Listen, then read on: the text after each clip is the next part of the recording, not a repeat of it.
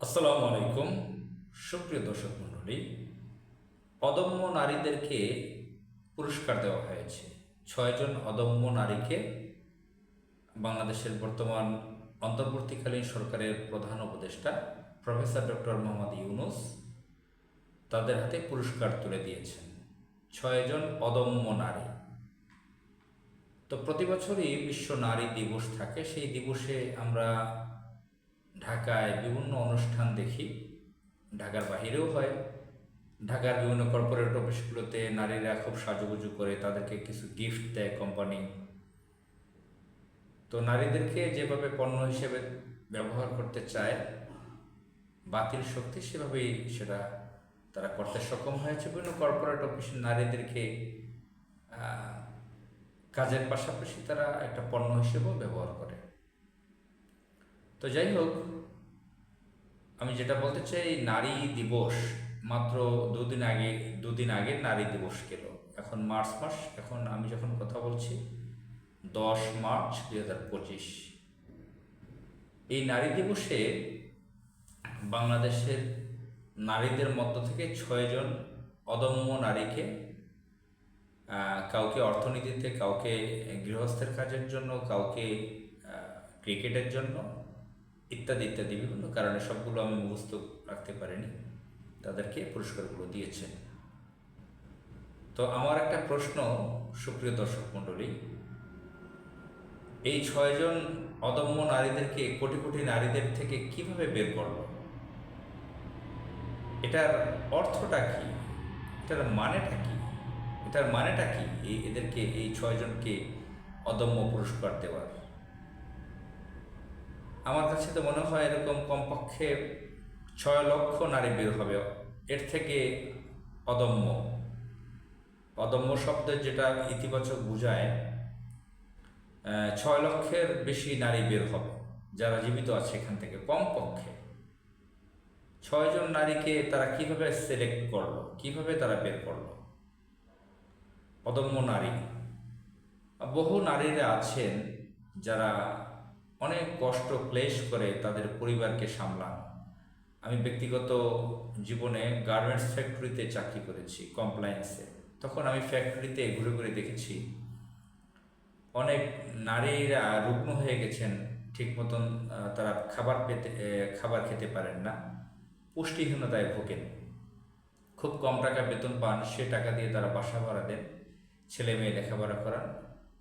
স্বামী অনেকের ঠিক মতন কাজ করে না, স্বামীকেও দেখেন, বাসায় গিয়ে রান্নাবান্না করেন। আবার ওই ইনকাম থেকে তারা সাধারণ ভিক্ষুককে, গরিব মানুষকে দানও করেন এবং তারা শালীন জীবনযাপন করেন। আবার অনেক চাকরিজীবী কিছু সংখ্যক নারীকে দেখেছি যারা অফিসার লেভেলে শিক্ষিত, উচ্চশিক্ষিত, একাডেমিক, তাদেরকে অনেককে আমি দেখেছি খুব কষ্ট করে তাদের সংসার সামলান, ছেলে মেয়ে, বা অনেকে স্বামী মারা গেছে। আমি একজন নারীকে চিনি যিনি ব্যাংকে চাকরি করেন, যদিও ব্যাংক সুদ না কিসের সেদিকে আলোচনা যাচ্ছে না, তিনি ব্যাংকে চাকরি করেন। তিনি বিধবা নারী একজন, তার 2 জন মেয়েকে খুব কষ্ট করে তিনি লেখাপড়া করিয়েছেন, ইউনিভার্সিটিতে পড়িয়েছেন, তাকে আমি চিনি। বহু নারীরা তার ছেলে মেয়ের জন্য, সংসারের জন্য বহু কষ্ট করেন এবং দেশ ও জাতির জন্য বহু উপকার করেছেন, ভালো কাজ করেছেন। বহু নারীরা রয়েছে এবং রাজনীতিতেও আছে অনেকে। আমি উদাহরণ দিই, সংরক্ষিত আসনে 1991 সালে সংসদ সদস্য ছিলেন হাফেজা আয়েশা খাতুন, হাফেজা আসমা খাতুন। তিনি একজন লেখিকা ছিলেন, নামকরা লেখিকা। তার প্রচুর বই আছে বাজারে। তিনি নারী সংসদ সদস্য হয়েছেন, সম্ভবত বাংলাদেশের প্রথম হাফেজা, এবং বাংলাদেশে নাকি নারীদের মতো প্রথম হাফেজা ছিলেন। সেটা নিয়ে বিতর্ক আছে, অনেকের জানা নেই যে তার বাহিরেও হাফেজা আগে ছিলেন কিনা, কিন্তু সংসদ সদস্য হিসেবে তিনি প্রথম হাফেজা ছিলেন। সংসদ সদস্য হয়ে তিনি এসপিডিসিদের সাথে ফোনে কথা বলেছেন, সচিবদের সাথে কথা বলেছেন, প্রধানমন্ত্রী, বিভিন্ন মন্ত্রীদের সাথে যোগাযোগ রেখেছেন, দেশের উন্নয়নে কাজ করেছেন, বহু উন্নয়নমূলক কাজ করেছেন দুর্নীতি ছাড়া। বহু নারীরা আছে যে স্বামীর সংসারে এসে বহু কষ্ট করে উচ্চশিক্ষা লাভ করেন, একাডেমিক